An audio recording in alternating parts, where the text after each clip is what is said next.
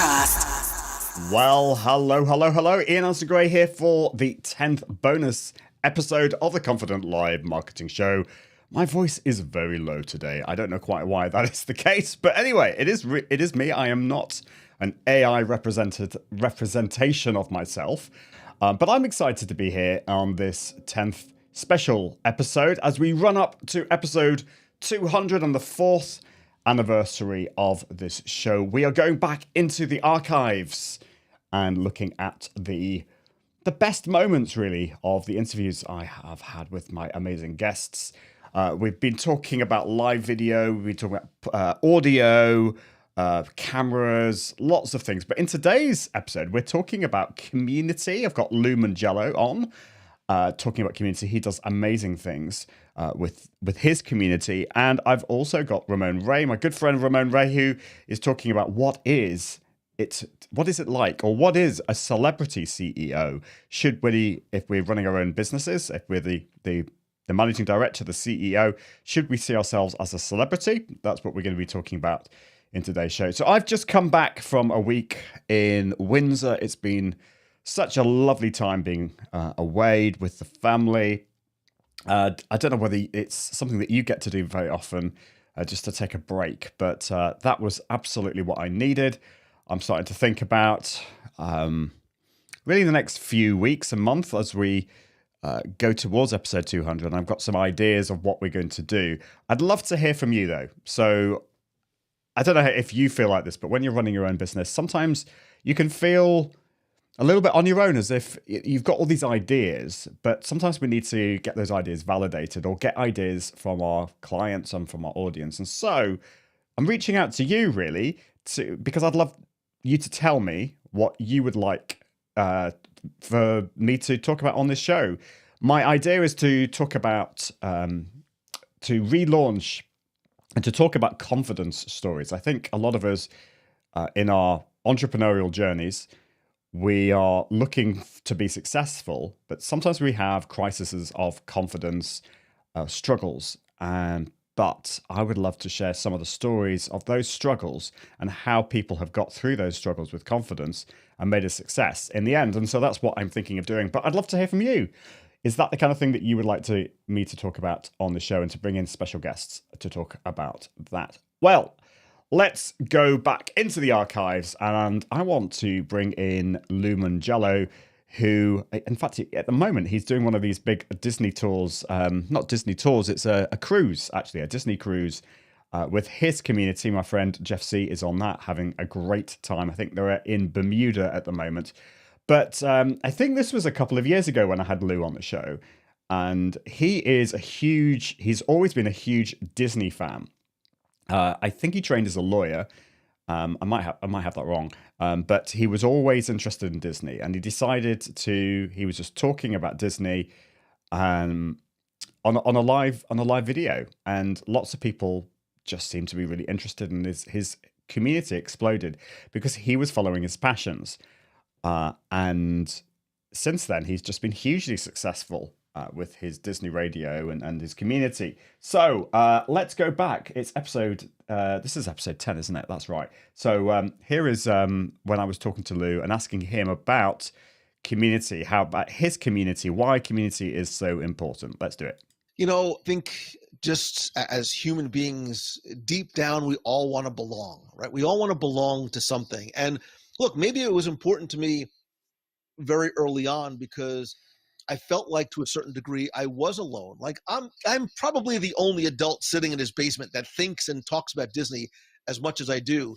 And when I started my discussion forums, and the first night, 29 people signed up, and then it was 50 and 100 and 1,000 and 5. Again, the numbers don't matter, but it grew exponentially. There was this awakening, like, wait a minute, I'm not the only person that is a somewhat mature adult that loves Disney. And for a lot of people, that sense of wanting to belong, to be understood, to be heard, to have a voice, to make friends that are like-minded is so important. And that's what these virtual spaces and places and content allows us to do. And so community has always been the cornerstone of what I do, and everything else in terms of content is built around that.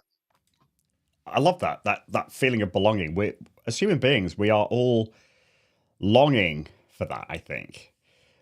Mark Schaefer, who I do really want to have on the show at some point, his book Belonging is such a good read. I'd highly recommend it. And it is this feeling that we want to. Sometimes we feel misunderstood. We feel alone. You might be interested in something that you feel that other people aren't interested in. You know, for me, for example, we're all different, aren't we? I have a singing background. I'm really into classical singing. But I'm also into dance music, trance music. I'm also into Indian cooking. I love Indian cooking. I love single malt whiskey. These are all very, very different things. But I could create a community maybe on one of those aspects. Now, what Lou did is he was absolutely obsessed and still is with Disney. He loves Disney. And he felt there aren't that many adults out there who are interested in that. But he started writing about it. He started creating videos, about it, and found that there was a community there. So that's what I did when I started writing about social media tools back in 2011. I just started writing about what I was interested in. And very quickly, I found there were lots of people interested. So I think sometimes you do need to get validation. Sometimes you'll write about something, create some content, and people aren't interested in it. But maybe you need to do some work on finding out where those people hang out. So let's move on to what I'm going to do now is I will come back to Lou, and we're talking about how do you create a community, but he's asking the question why. But I want to go to my friend Ramon, and this was such a fun interview. Ramon is such a lovely guy. He's incredibly successful entrepreneur. He has a business. He has quite a few businesses, but one of his businesses is called Celebrity CEO. And so this is not to do with community, but this is to do with how we see ourselves and how we act as CEOs of our companies. Whether you have like a multinational global company or whether you are just you, seeing yourself as a celebrity CEO, I think is really cool. So let's go to Ramon. What is a celebrity CEO? How can we become one? And you mentioned something about this in your email to me about Beyonce. Tell us more about Beyonce. Yeah. So here's the thing, is that I think everybody subliminally, or however they're doing it, Ian, they want to be Beyonce, Kim Kardashian, Michael Jackson, these famous people that many of us know and trust. But Ian, it's nigh impossible to be a globally famous business person. There's only one Jeff Bezos, Donald Trump, Obama, whoever, Queen of England. That echelon, whatever the word may be, you can teach me English after this, Ian, is tough. But I think what we all can do is be the celebrity CEO. And that's the power of being small business. So Beyonce, etc., few of us can do that. Very few can be a Captain Sully. Even he's probably not famous to everybody. But my point about celebrity CEO, it simply means this, Ian. You can be very well known, A, in your niche, as Ian and I are in that world, whether it's Ian's well known for live streaming, I may be well known for educating small businesses in general, etc. So that's being well known in your niche, or you could be well known geographically. I don't know much about the UK landscape geographically, but say in New Jersey, there's a town called Woodbridge.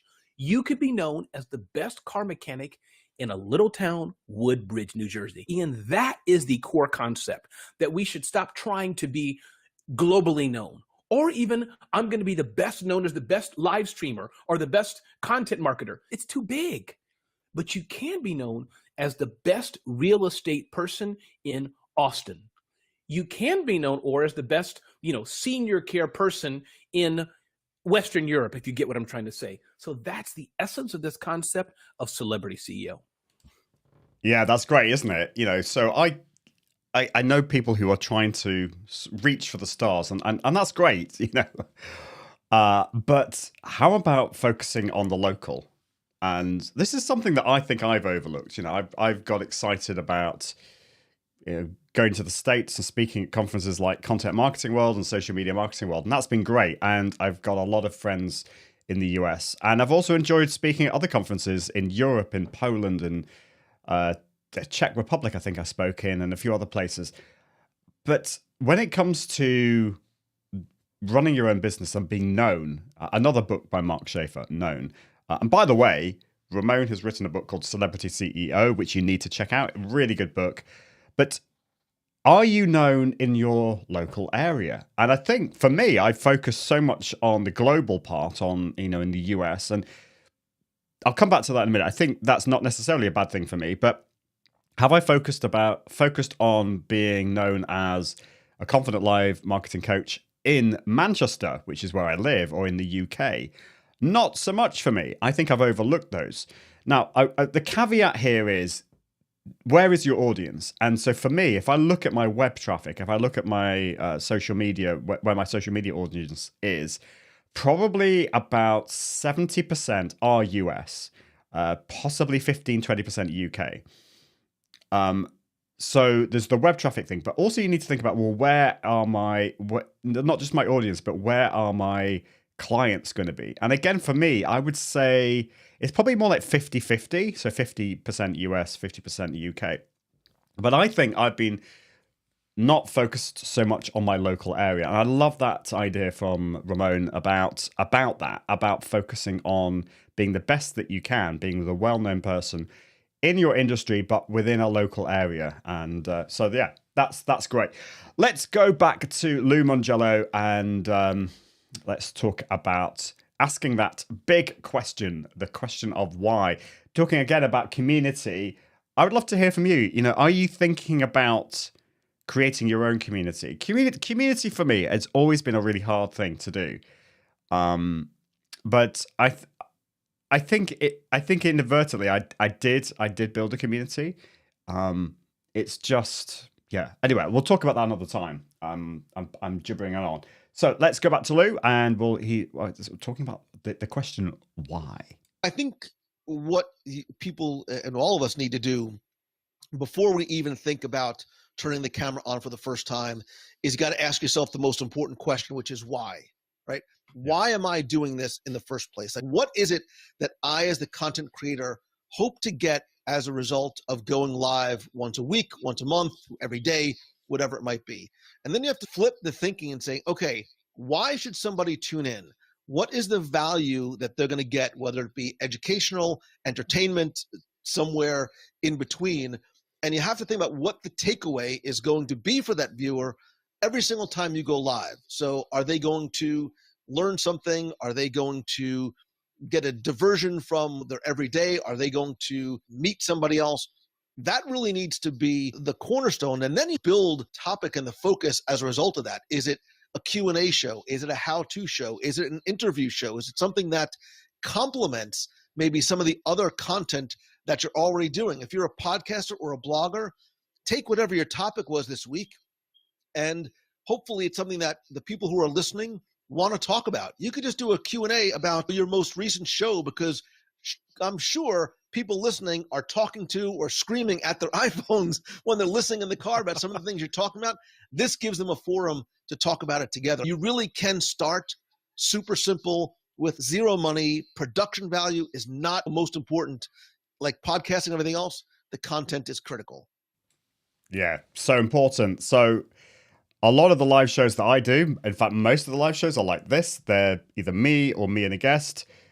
This is, I suppose you could call it pillar content or tips and advice content, but there are other types of live, community lives, where it could be question and answer. It could just be ask me anything kind of thing. And that's what I think Lou's talking about there. I've not done very many of those, but I love being asked questions. I love chatting with my community. And I do always look at the comments on my lives. These bonus episodes are not actually going out. Well, they are going out live, but they're pre-recorded. But what I try and do is I try and watch them live and get involved with the questions that you may have. So if you have any questions, let me know. I would love to hear from you. And of course, you can email me at ian@iag.me. Don't be shy.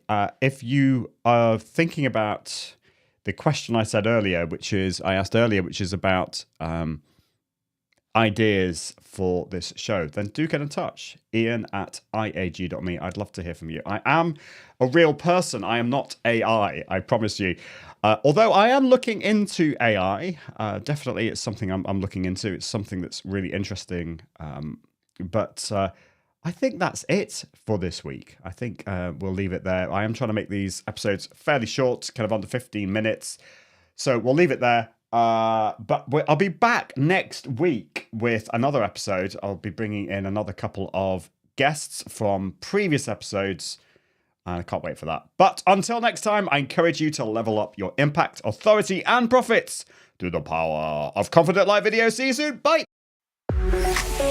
Thanks for watching the Confident Live Marketing Show with Ian Anderson Gray. Make sure you subscribe at iag.me/podcast so you can continue to level up your impact, authority, and profits through the power of live video. And until next time, Toodaloo.